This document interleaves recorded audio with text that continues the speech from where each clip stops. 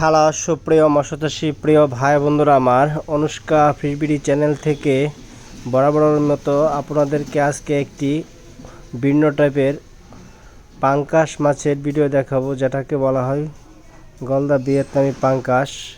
এই মাছ আপনি ইচ্ছা করলে 4 মাসে বাজারজাত করতে পারবেন।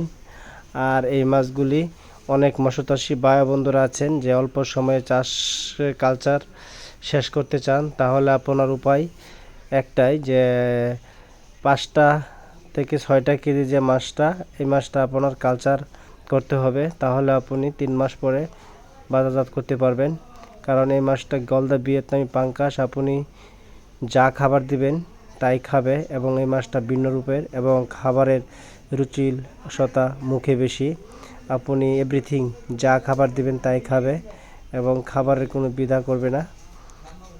সো ভিউয়ার্স, আপনি যদি গলদা ভিয়েত মাছের পোনা চাষ করতে চান, তাহলে অবশ্যই আমাদের স্ক্রিনে দেওয়া নাম্বারে যোগাযোগ করার চেষ্টা করবেন এবং চাষের সম্পর্কে যে কোনো বিষয়ে বিষয় জানতে পারবেন, বুঝতে পারবেন। আর অবশ্যই কোনো চাষ করাকালীন যদি কোনো সমস্যা হয়, আমাদের স্ক্রিনে দেওয়া নাম্বারে যোগাযোগ করবেন, আমরা সম্পূর্ণ ডিটেলস বলে দেবো। আপনাদেরকে যদি কোনো উপকার করতে পারি তাহলে নিজেকে ধন্য মনে করব।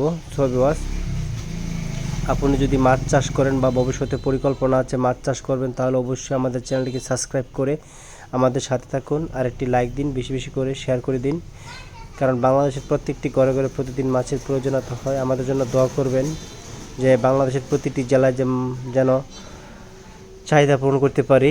আর পুকুরের পানির হাইট গভীরতা, আপনি যদি মাছ চাষ করেন তাহলে মিনিমাম 4 থেকে 5 ফুট গভীরতা লাগবে। আর পানির কালারটা করা থাকতে হবে। আপনার এই জিনিসটা খেয়াল রাখতে হবে। ইউরিয়া সার প্রতি শতাংশ 1 কেজি করে ইউজ করবেন।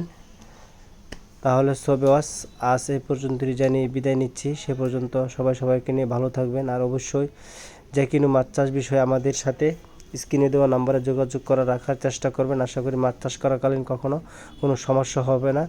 আমাদের নাম্বার 24 ঘন্টায় খোলা থাকে।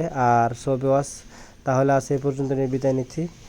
সবাই ভালো থাকুন, সুস্থ থাকুন, ধন্যবাদ।